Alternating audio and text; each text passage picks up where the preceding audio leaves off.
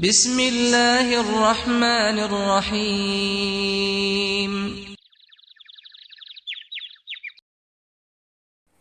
لبیک اللہم لبیک لبیک لا شریک لک لبیک ان الحمد والنعمت لک والملک لا شریک لک۔ السلام علیکم ورحمۃ اللہ وبرکاتہ۔ امید ہے آپ سبھی لوگ خیر و عافیت کے ساتھ ہوں گے۔ میری دعا ہے کہ آپ جہاں بھی رہیں خیر و عافیت کے ساتھ رہیں۔ میں ہوں حافظ محمد ناطق سلام اور آپ دیکھ رہے ہیں یوٹیوب چینل دینی گارڈن۔ ناظرین، میں حاضر ہوا ہوں آپ کے سامنے ایک نیا ویڈیو لے کر ایک نئے موضوع کے ساتھ۔ آج کا بھی موضوع آپ کے حج کے سفر کے تعلق سے ہے۔ میرے ابھی تمام ویڈیوز جو آپ کو میں پہنچا رہا ہوں یہ بالکل آپ کے عمرہ اور حج کے سفر سے تعلق رکھنے والی ہے۔ میں تھوڑی چھوٹی باتیں آپ کو حج کے تعلق سے بتانے کی کوشش کر رہا ہوں، اس لیے کہ آپ کا حج کا سفر کامیاب ہو سکے، آپ کے حج کے عمرہ کے سفر کے تمام اعمال میں درستگی کے ساتھ ادائیگی ہو، اس میں کسی طرح کا کوئی نقص نہ ہو، اس میں کسی طرح کی کوئی خرابی نہ ہو، جس سے آپ کا عمرہ اور آپ کا حج اثر اندوز ہو سکے۔ اس لیے میں آپ کو ان باتوں سے بتانا چاہتا ہوں جس سے آپ کے حج کو نقصان پہنچے۔ ناظرین،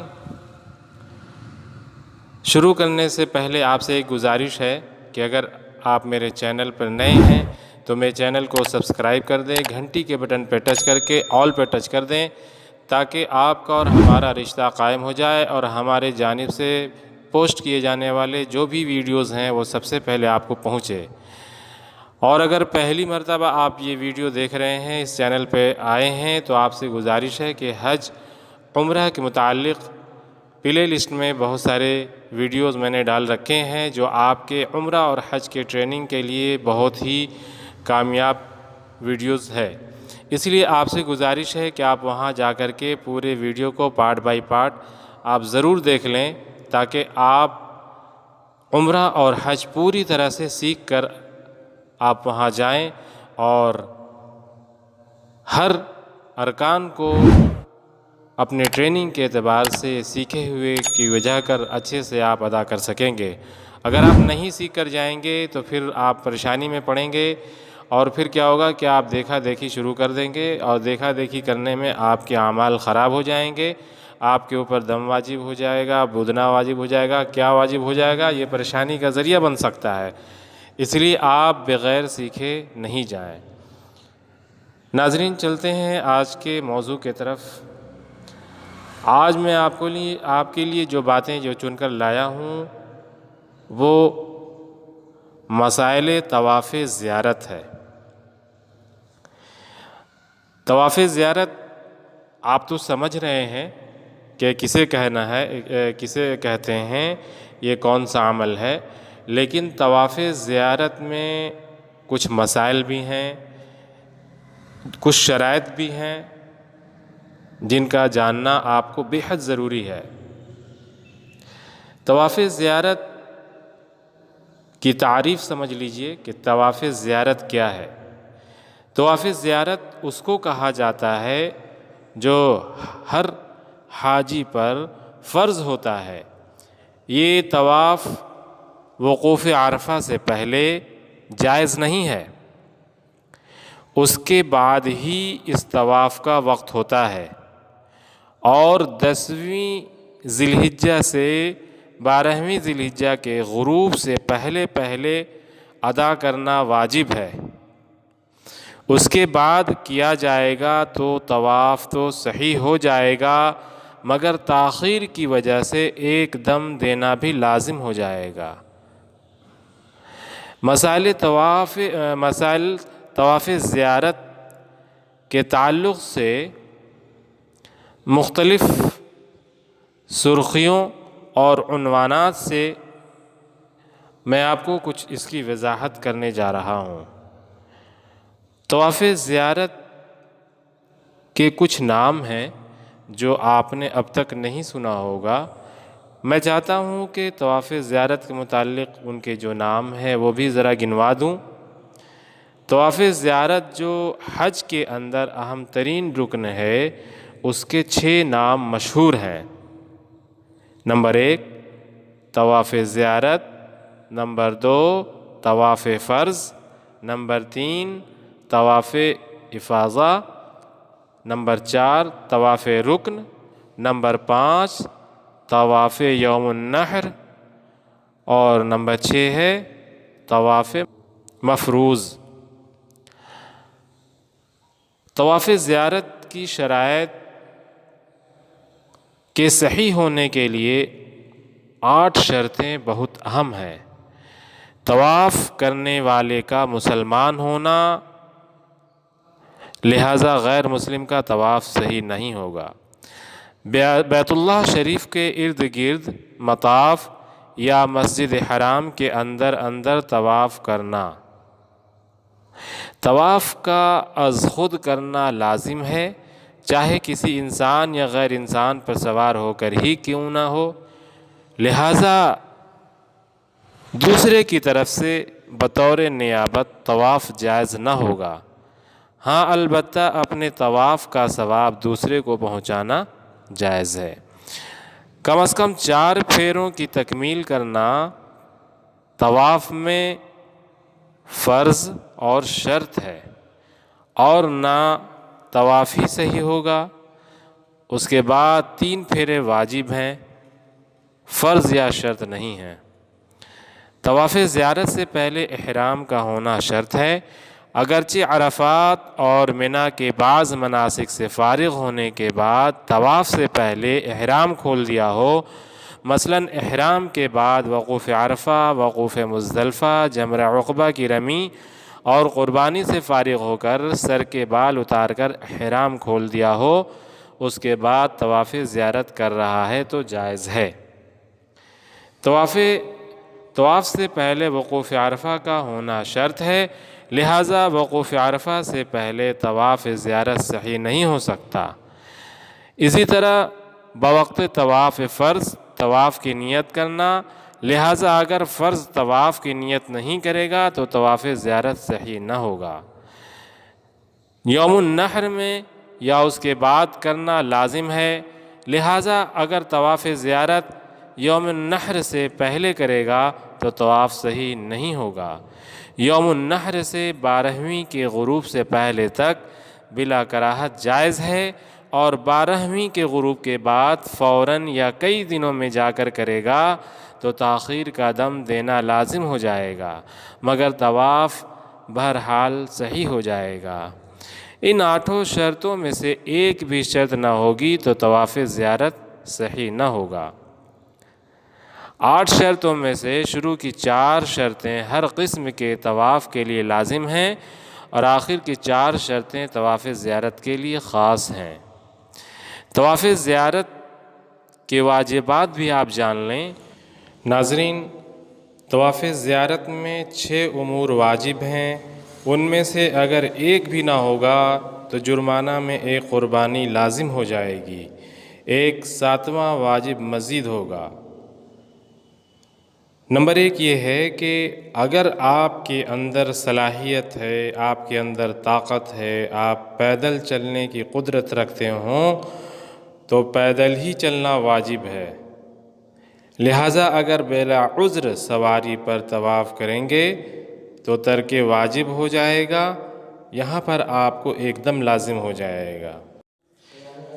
طواف کے 7 چکروں کی تکمیل کرنا واجب ہے، لہٰذا اگر ایک آدھ چکر باقی رہ جائے گا تو ترک واجب کا دم دینا لازم ہو جائے گا۔ اس کے بعد حالت طہارت میں طواف کرنا واجب ہے، لہٰذا اگر طواف زیارت بے وضو کرے گا تو ترک واجب کا دینا لازم ہوگا، اور اگر حالت جنابت یا حالت حیض یا نفاس میں طواف زیارت کیا جائے گا تو جرمانہ میں ایک گائے یا ایک اونٹ کی قربانی واجب ہو جائے گی۔ اگر ان باتوں کا وہاں خیال نہیں رکھا جائے تو پریشانی کا ذریعہ بن سکتا ہے۔ اسی طرح سے مقام سطر کو چھپانا واجب ہے، لہٰذا اگر اتنا سطر کھول کر طواف کرے گا جس سے نماز صحیح نہ ہو تو واجب کے ترک پر دم دینا لازم ہو جائے گا۔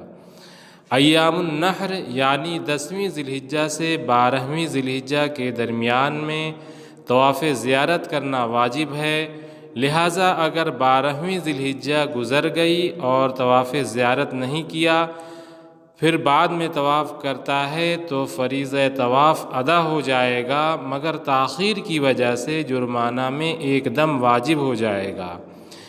داہنی طرف اور دائیں ہاتھ سے طواف زیارت کرنا واجب ہے، لہٰذا اگر بائیں طرف سے الٹا طواف کیا جائے گا تو جرمانہ میں ایک دم دینا لازم ہو جائے گا۔ طواف کے بعد 2 رکعات صلاۃ الطواف کا پڑھنا واجب ہے، اور یہ بھی ہر قسم کے طواف کے ساتھ متعلق ہے، مگر صلاۃ طواف کے ترک ہو جانے سے دم لازم نہیں، نیز اس کی نماز کی تلافی موت تک ہو سکتی ہے، اور یہ نماز حدود حرم اور حدود حرم سے باہر ہر جگہ جائز ہے۔ طواف زیارت کی ایک اہم سنت بھی ملاحظہ فرمائیں۔ طواف زیارت کی ایک اہم ترین سنت یہ ہے کہ یوم النحر میں جمرہ عقبہ کی رمی کے بعد اگر قربانی واجب ہے تو پہلے قربانی کر لی جائے، پھر حلق کر کے طواف زیارت کیا جائے، اور اگر قربانی واجب نہیں ہے تو رمی کے بعد حلق کر کے یوم النحر میں ہی طواف زیارت کا فریضہ ادا کر لیا جائے۔ اگر یوم النحر میں حلق و قربانی سے قبل طواف زیارت کرے گا تب بھی بلا کراہت جائز ہے، اور اس کے علاوہ طواف کی اور بھی بہت سی سنتیں ہیں جن میں سے بعض کو ہم موقع بموقع الگ الگ ذکر کریں گے۔ طواف زیارت میں ایام النحر گزرنے تک تاخیر سے دم۔ ایام النحر یعنی 12ویں ذی الحجہ کو غروب شمس سے پہلے طواف زیارت کر لینا واجب ہے، اس سے تاخیر مکروہ تحریمی اور موجب دم ہے، لہٰذا اگر کسی نے 12ویں ذی الحجہ کو آفتاب غروب ہونے تک طواف زیارت نہیں کیا تو اس پر ایک قربانی جرمانہ میں واجب ہو جائے گی۔ اگر یوم النحر یعنی 10ویں ذی الحجہ کے صبح صادق سے قبل طواف زیارت کرے گا تو طواف زیارت صحیح نہیں ہوگا، گویا یوں سمجھا جائے کہ اس نے ابھی تک طواف زیارت کیا ہی نہیں، اور اس پر طواف زیارت جو حج کا اہم ترین رکن ہے باقی رہ گیا، کیونکہ کوئی بھی عبادت اپنے وقت سے قبل صحیح نہیں ہوتی، اور طواف زیارت کا وقت 10ویں ذی الحجہ کے صبح صادق سے پہلے شروع نہیں ہوتا بلکہ صبح صادق کے بعد ہی شروع ہوتا ہے۔ بہت سے لوگ رات ہی میں طواف زیارت کر لیتے ہیں، جو بہت بڑی غلطی ہے۔ 12ویں ذی الحجہ تک طواف زیارت کو مؤخر کرنا عورت و مرد سب کے لیے جائز ہے، چنانچہ عورت اتنی تاخیر کر لی کہ 12ویں ذی الحجہ کو غروب آفتاب ہونے میں اتنی دیر باقی ہے جتنے میں بآسانی طواف کیا جا سکتا ہے، کہ اچانک حیض آ گیا اور طواف زیارت نہیں کر سکی تو ایسی صورت میں عورت معذور ہے، اس پر کوئی دم لازم نہیں۔ اگر اتنی زیادہ تاخیر کر لی کہ غروب ہونے میں اتنا وقت باقی نہیں ہے کہ جتنے میں بآسانی طواف زیارت کیا جا سکتا ہو تو ایسی صورت میں تاخیر میں تعدی ہے، اس لیے اس عورت پر ایک دم دینا واجب ہو جائے گا۔ اسی طرح ایام النحر سے پہلے عورت کو حیض شروع ہو گیا اور ایام النحر گزر جانے تک پاک نہیں ہوئی تب بھی عورت معذور ہے، اس پر کوئی دم لازم نہیں ہوگا۔ 12ویں ذی الحجہ کو طواف کے بقدر وقت باقی اور حیض سے پاک ہو گئی مگر طواف نہیں کیا۔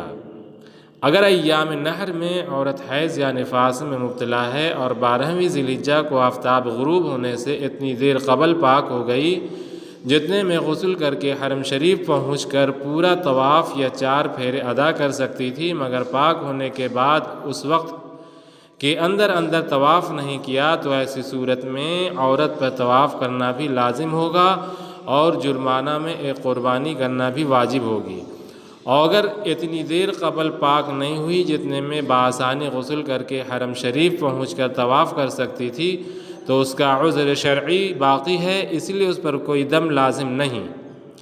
اگر ایام نحر میں عورت حیض یا نفاس میں مبتلا ہو جائے اور ناپاکی کی حالت میں ایام نحر مکمل گزر جائیں تو ایسی صورت میں طواف زیارت کو ایام نحر سے تاخیر کرنے کی وجہ سے عورت گناہگار نہیں ہوگی اور نہ ہی اس پر کوئی فدیہ یا دم وغیرہ لازم ہوگا، بلکہ جب پاک ہو جائے گی تبھی طواف کرنا اس پر لازم ہوگا۔ اگر عورت نے غفلت یا لاپرواہی میں حالت حیض میں طواف زیارت کر لیا ہے یا طواف زیارت کے اکثر اشواط حالت حیض میں کر لیے ہیں، مثلاً 300 شوط کے بعد یعنی حیض آ گیا اور حیضی کی حالت میں باقی 4 اشواط پورے کر لیے تو ان پر جرمانہ میں بدنا واجب ہے، اور بدنا اونٹ، بھینس، بیل کو کہا جاتا ہے۔ اور اگر عورت نے ایام نحر کے اندر طواف کا اعادہ کر لیا ہے یا ان اشواط کا اعادہ کر لیا جن کو حالت حیض میں کیا تھا تو کفارہ ساقط ہو جائے گا اور کوئی شے اس پر لازم نہ ہوگی، اور اگر ایام نحر گزر جانے کے بعد اعادہ کرے گی تو تاخیر کی وجہ سے ایک دم دینا لازم ہوگا۔ اگر عورت نے طواف زیارت کے اقل اشواط حالت حیض میں کر لیے، مثلاً 4 چکر پورے ہونے کے بعد عورت کو حیض آ گیا اور اسی حالت میں باقی 3 چکر بھی پورے کر لیے تو عورت پر ایک دم واجب ہے، اور اگر ان اشواط کا ایام نحر میں اعادہ کر لیا تو کفارہ کا دم ساقط ہو جائے گا، اور اگر ایام نحر گزر جانے کے بعد اعادہ کرے گی تو ہر شوط کے عوض میں ایک صدقہ فطر دینا لازم ہو جائے گا، اس لیے کہ اس نے طواف زیارت کے اقل اشواط کو ایام نحر سے مؤخر کر دیا ہے۔ یہاں یہ بھی بات واضح ہو جانی ضروری ہے کہ جرمانہ اور کفارہ میں جنبی اور حائضہ اور نفسہ تینوں کا حکم یکساں ہے۔ ناظرین، میں آج انہی باتوں کو لے کر آپ کے سامنے حاضر ہوا تھا۔ ملتا ہوں ایک نئے ویڈیو میں ایک نئے موضوع کے ساتھ، تب تک مجھے اجازت دیجیے۔ السلام علیکم ورحمۃ اللہ وبرکاتہ۔